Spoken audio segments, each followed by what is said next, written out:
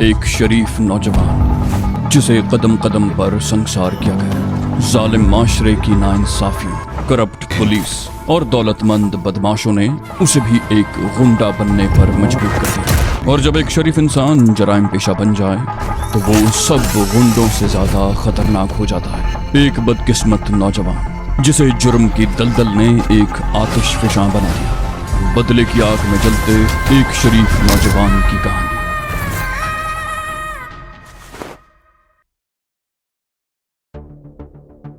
उसी रात 8 बजे के करीब शारिक नौलखे को कोठी में ही छोड़कर बिल्लू साईं के तकिए पर पहुंच गया।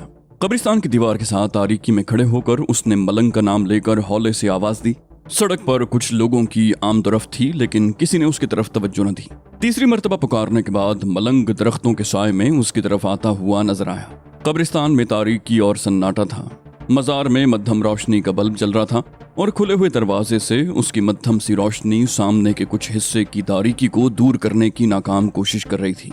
मलंग दीवार से 2-3 कदम दूर रुककर इधर उधर देखने लगा। बोला, कौन है भाई, किधर खड़े हो? नेरे में तो कुछ नजर भी नहीं आता। शारिक ने सरगोशी की। इधर हूं, इस तरफ। मलंग करीब पहुंचकर बोला, कौन है, क्या बात है? दीवार के एक तरफ शारिक था और दूसरी तरफ मलंग। दीवार उनके कंधों तक ऊंची थी। शारिक ने सरगोशी की, मैं हूं शारिक, यहाँ की सूरत हाल क्या है? मलंग ने भी इस मर्तबा सरगोशी में जवाब दिया, सब ठीक है शारिक भाऊ। सुबह सवेरे यूसुफ की लाश का पता चल गया था तो पुलिस आई थी। वो लोग यूसुफ मैकेनिक के 2 शागिर्दों और 3-4 और आदमियों को पकड़ कर ले गए हैं। इस तरफ कोई नहीं आया, किसी ने पूछा तक नहीं। दूसरी रात तकरीबन उसी वक्त सूरत हाल मालूम करने के लिए वो फिर बिल्लू साईं के तकिए पर पहुंच गया। सब खैरियत थी, पुलिस तकिए की तरफ नहीं आई थी। मलंग ने बताया था कि पुलिस ने गुज़श्ता रोज जिन आदमियों को शुबह की बिना पर हिरासत में लिया था, उनमें से 2 के अलावा बाकी सबको छोड़ दिया गया था। जिन 2 आदमियों को हवालात में बंद रखा गया था उनमें एक यूसुफ मैकेनिक का तनख्वाहदार मिस्त्री था और दूसरा एक ट्रांसपोर्ट कंपनी का हॉकर। उस कंपनी की बसें यूसुफ ही के वर्कशॉप में मुरम्मत के लिए आती थीं और उस हॉकर ने चंद महीने पहले यूसुफ से 50 रुपए उधार लिए थे, जिन्हें वो अभी तक अदा नहीं कर सका था। 3 दिन पहले उन दोनों में झगड़ा भी हुआ था। उसके दूसरे दिन यूसुफ का तनख्वाहदार मिस्त्री से भी किसी बात पर झगड़ा हुआ और पुलिस को शुबा था कि कत्ल उन दोनों में से किसी ने किया होगा। शारिक मुतमईन हो गया था। पुलिस ने 2 आदमियों को कत्ल के शुबे में हिरासत में ले लिया था। शुबे की वजह माकूल थी। बाज़ औक़ात कोई मामूली सा झगड़ा भी किसी बड़े फसाद की बुनियाद बनता है और ऐसी तो बेशुमार मिसालें मौजूद थीं कि महज 2-4 रुपए की खातिर किसी को कत्ल कर दिया गया हो। यूं भी इस मुल्क की पुलिस तफ्तीश व तहकीक की जहमत गवारा नहीं करती। शुबे में 2 आदमियों को पकड़ लिया था, यही काफी था। पुलिस उनमें से किसी एक से या दोनों से इस जुर्म का एतराफ करवा सकती थी। लाहौर में डीएसपी के कत्ल की मिसाल भी उसके सामने थी। कातिल वो था और पुलिस ने किसी और को कत्ल के इल्जाम में गिरफ्तार कर लिया था। रात 11 बजे शारिक और नौलखा कोठी से निकले। शारिक ने कोठी के दरवाजे बंद करके ताले चेक किए और चाबियां जेब में डाल ली। सड़क पर आकर उन्हें कोई रक्षा नहीं मिला था। वो एक तांगे में बैठ गए। नौलखा तो लारी अड्डे से पहले मोड़ पर उतर गया और शारिक कुछ आगे जाकर उतरा। 10 मिनट के बाद वो लाहौर जाने वाली बस पर सफर कर रहा था। लाहौर में लारी अड्डे पर बस से उतरते ही वो एक रिक्शे पर बैठकर बागबानपुरा रवाना हो गया। वो 15-20 दिन से घर नहीं गया था। उस वक्त भी वो समझता था कि अगर सीधा मुजंग चला गया तो किसी न किसी उलझन में फंस जाएगा और शायद फिर कई रोज तक घर आने का मौका न मिले। इसलिए वो सीधा बागबानपुरा आया था। जब उसने घर के दरवाजे की बेल बजाई तो सुबह के 4 बज रहे थे। दरवाजा शाहिद ने खोला। शाहिद ने उसे देखते ही कहा, आप कहाँ गायब हो गए थे भाईजान? माजी और रजिया बाजी परेशान हो रही थी, कोई इत्तला भी नहीं दी आपने। शारिक आगे बढ़ते हुए बोला, बस काम में ऐसा मसरूफ रहा कि कोई इत्तला ना भेज सका। माजी या रजिया को मत जगाना, सुबह मुलाकात हो जाएगी। शाहिद बोला, मगर रजिया बाजी को तो जगाना पड़ेगा, वो आपके कमरे में सो रही हैं। शारिक बोला, कोई बात नहीं, मैं ड्राइंग रूम में सो जाता हूँ। शारिक अपने कमरे में जाने की बजाय ड्राइंग रूम की तरफ मुड़ गया। शाहिद ने कहा, मैं बिस्तर बिछा देता हूँ। शारिक बोला, बिस्तर बिछाने की जरूरत नहीं है, मैं सोफे पर सो जाऊंगा। जाओ तुम भी सो जाओ और सुबह मुझे मत जगाना। ये कहते हुए शारिक ड्राइंग रूम में घुस गया। बत्ती जलाकर उसने कमरे का जायजा लिया, ब्रीफकेस मेज पर रख दिया और जूते उतारकर सोफे पर लेट गया। उसने बत्ती जलती छोड़ दी थी। कुछ ही देर के बाद वो नींद की आगोश में पहुंच चुका था। उसकी आंख सुबह 10 बजे से पहले नहीं खुल सकी थी। उसी वक्त शाहिद किसी काम से अंदर दाखिल हुआ। शाहिद बोला, मैंने अभी अभी चाय का पानी रखा है, आप ही को देखने आया था। शारिक उठते हुए बोला, चाय बनाकर यहीं ले आओ। माँ जी कहाँ है? शाहिद बोला बाजार गई हैं सौदा वगैरह लेने के लिए, आती ही होंगी, और रजिया बाजी आपके जागने का इंतजार कर रही हैं। शारिक ड्राइंग रूम से निकल कर बाथरूम में घुस गया। 10 मिनट के बाद जब वो बाहर निकला तो रजिया भी कमरे से निकल रही थी। वो उसे देखते ही इस तरह लिपट गई जैसे बरसों की बिछड़ी हुई हो। बोली आप तो कहीं जाते हैं तो खबर तक नहीं लेते, हम माँ बेटी जहाँ बैठी परेशान होती रहती हैं। शारिक बोला अच्छा भाई, जहाँ जाया करूंगा इत्तला दे दिया करूंगा। वो दोनों ड्राइंग रूम में आ गए। थोड़ी ही देर के बाद शाहिद उन दोनों के लिए चाय ले आया। शारिक कप उठाकर चाय की चुस्कियां लेने लगा। थोड़ी देर के बाद शाहिद ने अखबार भी उसके सामने लाकर रख दिया। शारिक ने अखबार उठा लिया। पहले सफ़े पर नजर पड़ते ही वो उछल पड़ा। उसके दूसरे हाथ में चाय का कप था। चाय छलक गई। उसने जल्दी से कप मेज पर रख दिया। रजिया ने चौंक कर उसकी तरफ देखा। बोली क्या हुआ? शारिक ने हेडलाइन की तरफ इशारा किया। बोला कुछ नहीं, ये सुर्खी देखकर जहन को झटका सा लगा था। पाकिस्तान की सरहदों के करीब भारतीय फौज के इज्तिमा की खबर थी। हालांकि हकीकत ये थी कि शारिक एक और 2 कॉलमी सुर्खी को देखकर चौंका था। गवालमंडी में मनशियात फरोशों के 2 गिरोहों में खौफनाक तसादुम। फायरिंग से एक राहगीर और एक मनशियात फरोश हलाक हो गया। शारिक वो खबर पढ़ने लगा। उस खबर के मुताबिक कल रात 10 बजे ग्वालमंडी के इलाके में मौलवी हमीद और जीरा ब्लेड के गिरोहों में तसादुम हो गया, जिसके नतीजे में मौलवी हमीद के गिरोह का एक आदमी और 2 राहगीर फायरिंग की जद में आकर हलाक हुए। उस इलाके में मनशियात की फरोख्त पर कंट्रोल हासिल करने के लिए दोनों गिरोह कई रोज से आपस में उलझ रहे थे और बिलाखिर गुज़श्ता रात उनमें खूनी तसादुम हो गया। मनशियात फरोशों की इन दोनों पार्टियों को माझा गुज्जर और शारिक नामी मनशियात के बड़े स्मगलरों की हिमायत हासिल है। पुलिस ने दोनों पार्टियों के 2 आदमियों को गिरफ्तार कर लिया है, जबकि मौलवी हमीद और जीरा ब्लेड फरार होने में कामयाब हो गए। पुलिस सरगर्मी से उन्हें तलाश कर रही है। शारिक ने यह खबर 2 मरतबा पढ़ी। उसकी तवक्को के खिलाफ माझे गुज्जर ने बड़ी जल्दी अपना रद्द-ए-अमल जाहिर कर दिया था। ग्वालमंडी में उसकी 2 पार्टियां सरगर्म अमल थीं और वो रोजाना लाखों रुपए कमा रही थीं। शारिक ने मौलवी हमीद की पुश्तपनाही करके माझे गुज्जर के आदमियों को वहां से भगाने की कोशिश की थी, लेकिन माझा गुज्जर उसकी पॉलिसी को समझ गया था और उसने फौरन ही रद्द-ए-अमल का इजहार कर दिया था। शारिक ने अखबार एक तरफ रखा और कप उठाकर चाय की चुस्कियां लेने लगा। उसके चेहरे पर तशवीश के तासुरात नुमायां तौर पर देखे जा सकते थे। रजिया बोली आप जल्दी से उठकर तैयार हो जाइए, मैं नाश्ता तैयार करती हूँ। मैंने भी अभी तक नाश्ता नहीं किया। शारिक ने उसे घूरा। बोला क्यों भाई, तुमने नाश्ता क्यों नहीं किया? रजिया बोली कई रोज के बाद आप आए हैं, मैंने सोचा आपके साथ ही नाश्ता करूंगी। ये कहते हुए वो ड्राइंग रूम से बाहर निकल गई। शारिक चाय की चुस्कियां लेते हुए सूरत हाल के बारे में सोचने लगा। माझा गुज्जर को पता चल गया था कि ग्वालमंडी में मौलवी हमीद को उठाने में शारिक का हाथ है और उसने फौरन ही रद्द-ए-अमल का इजहार भी कर दिया था, जिसका मतलब था कि उन दोनों के बराह रास्त तसादुम में भी अब ज्यादा देर नहीं लगेगी। वो अपने आदमियों से सूरत हाल के बारे में मालूम करना चाहता था, लेकिन उसके ख्याल में एक आध दिन मुजंग वाले डेरे पर जाना या अपने किसी आदमी से राब्ता कायम करना मुनासिब नहीं होगा। उस वक्त उसके पास मालूमात का सिर्फ एक ही जरिया था, निक्का पहलवान। ऐसी खबरें ज़ेरे ज़मीन दुनिया में जंगल की आग की तरह फैलती हैं। ये वाकया रात 10 बजे के करीब पेश आया था। निक्का पहलवान को यकीनन इस सिलसिले में बहुत कुछ मालूम होगा। शारिक और रजिया नाश्ता कर ही रहे थे कि मरियम भी आ गई। घर का सौदा सल्फ हालांकि शाहिद ही लाया करता था, लेकिन सुबह सवेरे जब उसे मालूम हुआ कि शारिक आ गया है तो वो खुद सौदा लेने चली गई थी। खाने पीने के मामले में वो शारिक की पसंद से अच्छी तरह वाकिफ थी, इसीलिए वो खुद सौदा लेने गई थी। मरियम भी उनके पास बैठ गई। नाश्ते के बाद भी वो देर तक बातें करते रहे। रजिया उसे पहले ही बता चुकी थी कि उसने यूनिवर्सिटी में दाखिला ले लिया है, लेकिन आज वो शारिक की वजह से यूनिवर्सिटी नहीं गई थी। कुछ देर के बाद शारिक उठकर अपने कमरे में आ गया और दरवाजा बंद करके लिबास तब्दील करने लगा। जब वो कमरे से निकला तो 12 बजने वाले थे।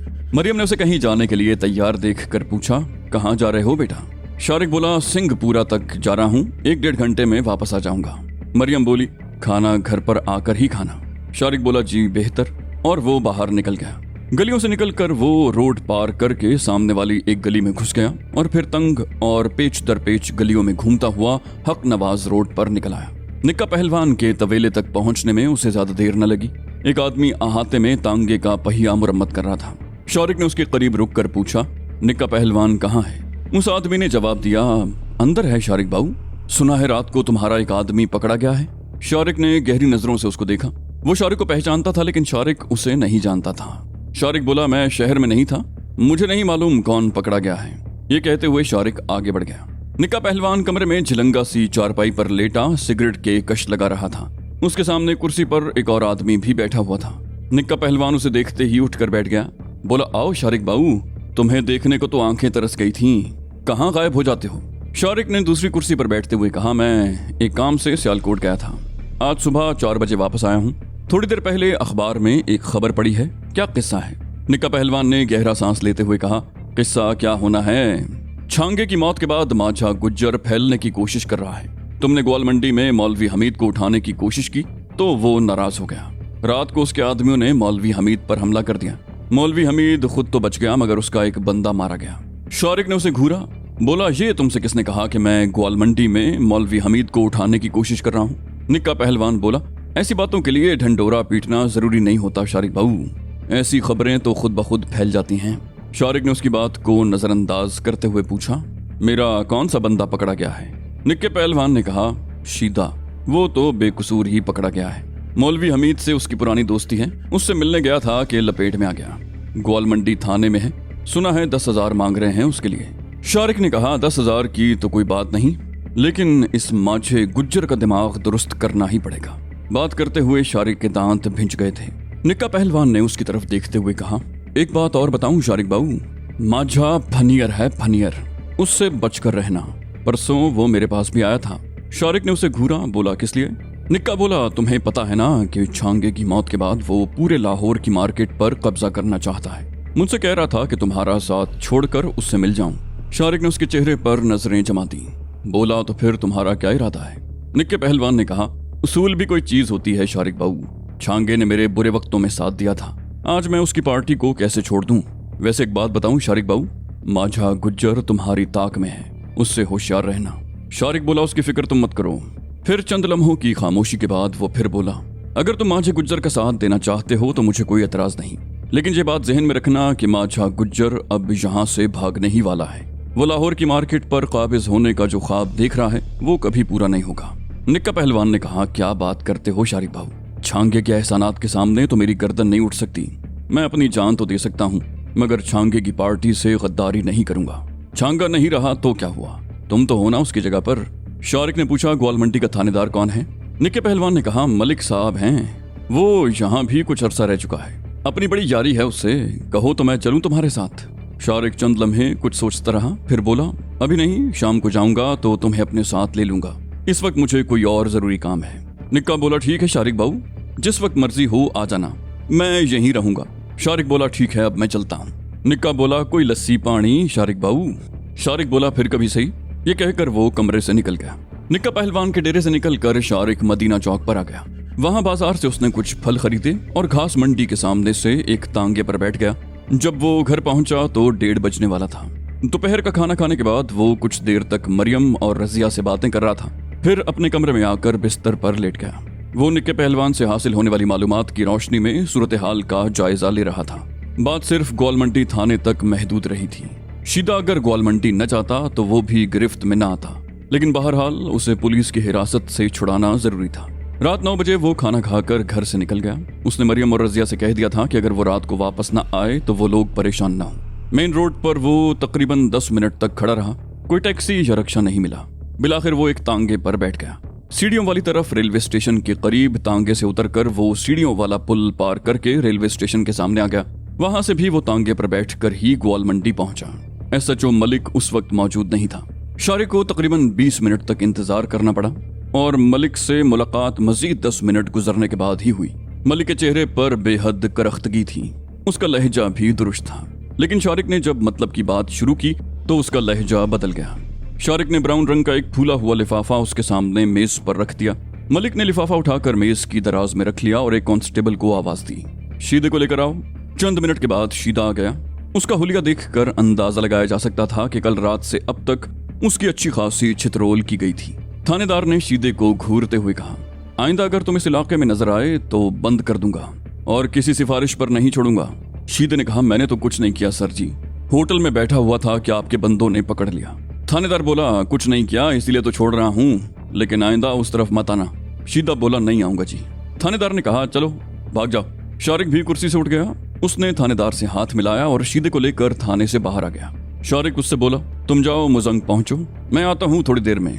शीदा एक तरफ चला गया और शारिक टहलता हुआ मौलवी हमीद के होटल के सामने से गुजरता हुआ कुछ आगे एक और छोटे से होटल में बैठ गया। मौलवी हमीद का होटल बंद था। उसे भी होटल की बजाय चाय की दुकान कहना ही मुनासिब होगा। दुकान के अंदर दीवार के साथ थड़ा बना हुआ था, जिसके सामने बेंच नुमा लंबी सी मेज रखी हुई थी। 3-4 ग्राहक दुकान के अंदर बैठे हुए थे और सामने फुटपाथ पर भी कुर्सियों पर कुछ ग्राहक बैठे हुए थे। शारिक भी बाहर ही बैठ गया। चंद सेकंड के बाद होटल के मुलाजिम लड़के ने पूछे बगैर उसके सामने चाय का गिलास लाकर रख दिया। उस होटल का मालिक भी दरअसल माछे गुज्जर ही का एजेंट था, लेकिन वो खुद उस वक्त नहीं था। उसका मुलाजिम काउंटर पर बैठा हुआ था। शारिक ने ये बात नोट कर ली कि काउंटर पर बैठे हुए आदमी ने दूसरे मुलाजिम लड़के को बुलाकर कोई सरगोशी की थी और वो लड़का होटल से निकलकर शारिक की तरफ देखता हुआ एक तरफ चला गया था। शारिक गिलास उठाकर चाय की चुस्कियां लेता रहा। उसने ये बात भी नोट कर ली थी कि कल के हंगामे की वजह से आज यहाँ पर पुड़ियों का कारोबार बंद था। शारिक अभी चाय पी ही रहा था कि एक आदमी उसके पास आकर बैठ गया। उसकी उम्र 30 के लगभग रही होगी। तवील सा था, शेव बढ़ा हुआ, पिचके हुए गाल और अंदर को धसी हुई आंखें। लिबास साफ सुथरा था। उसके चेहरे को देखकर साफ तौर पर अंदाजा लगाया जा सकता था कि वो नशे का आदी है। उसने मेज पर झुकते हुए सरगोशी की। शारिक भाऊ, अंदाज ऐसा था जैसे बड़बड़ा रहा हो। बोला, यहाँ से उठकर चले जाओ, गुज्जर के आदमी आने वाले हैं। उनका इरादा है कि तुम्हें घेर कर खत्म कर दिया जाए। शारिक ने उसे घूरा। बोला, तुम कौन हो? वो आदमी बड़बड़ाया, मेरे बारे में जानने के चक्कर में मत पड़ो, तुम्हारे पास ज्यादा वक्त नहीं है, वो लोग यहाँ पहुंचने ही वाले हैं। शारिक चंद लम्हे कनखियों से उसकी तरफ देखता रहा। फिर उसने चाय का आखिरी घूंट भरा, जेब से 5 का नोट निकालकर मेज पर ग्लास के नीचे दबा दिया और उठ खड़ा हुआ। उसने उस अजनबी के मशवरे पर अमल करना ही मुनासिब समझा। वो उस वक्त खाली हाथ था और जानबूझकर खतरात को दावत देना हिमाकत ही कहलाती। चौक पर आकर वो एक लम्हे को रुका, इधर उधर देखा और एक गली में दाखिल हो गया। उस वक्त 11 बज चुके थे। चौक पर अगरचे रौनक थी, लेकिन गली में सन्नाटा था। वो गलियों ही गलियों में होता हुआ निस्बत रोड पर निकल गया। वो तीसरी गली में मुड़ा ही था कि अपने पीछे कदमों की आहट सुनकर वो चौंका।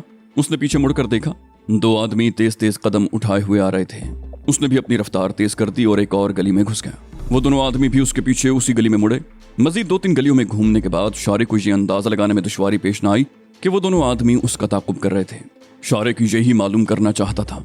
एक और गली में घूमते ही उसने इधर उधर देखा और एक मकान की दीवार की आड़ में हो गया। उस गली में काफी आगे एक मकान के सामने बल्ब जल रहा था, लेकिन उसकी रोशनी यहाँ नहीं पहुंच रही थी। शारिक जिस जगह खड़ा था वहां तो गहरी तारीकी थी। चंद सेकंड के बाद ही वो दोनों आदमी गली में मुड़े। वो 2 कदम आगे बढ़े थे, लेकिन फिर एकदम रुक गए। एक आदमी ने कहा, कहाँ गायब हो गया, नजर नहीं आ रहा। दूसरे ने कहा, वो आगे छोटी गली में मुड़ गया होगा, जल्दी चलो। वो दोनों तेज तेज कदम उठाते हुए आगे चलने लगे। शारिक बड़ी खामोशी से आड़ से निकला और दबे कदमों चलता हुआ दोबारा उसी गली में मुड़ गया जिस तरफ से वो आया था। चंद कदम का फासला तय करने के बाद वो एक और गली में मुड़ गया और फिर मुख्तलिफ गलियों में घूमता हुआ आगे बढ़ता रहा। भूल भुलैयों की तरह पेचो खम खाती हुई ये गलियां शैतान की आंत साबित हो रही थी। शारिक को किसी बड़ी सड़क पर निकलने का रास्ता ही नहीं मिल रहा था। बाज़ औक़ात तो वो घूमता हुआ दोबारा उसी गली में पहुंच जाता जहां से चला था। वो एक और गली में मुड़ा ही था कि वो दोनों आदमी अचानक ही एक और गली से निकलकर उसके सामने पहुंच गए। एक आदमी ने उस पर पिस्तौल तान लिया। अब तुम भागने की कोशिश मत करना शारिक बाऊ, तुम्हारी मौत ही तुम्हें इस तरफ ले आई थी। अब तुम हमारे हाथों से बचकर नहीं जा सकते।